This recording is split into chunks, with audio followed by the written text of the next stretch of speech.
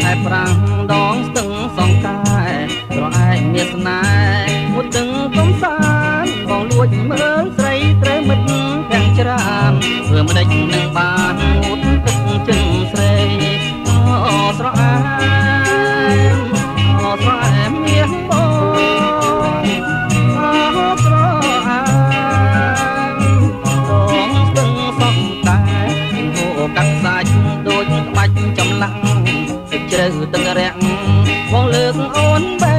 កុលាបដងស្ទឹងក្លិនខ្លួនថ្មីថ្មីបងសូមចូលស្ដីតាមច្បាប់ដំរាអូស្រអែមអូស្រអែម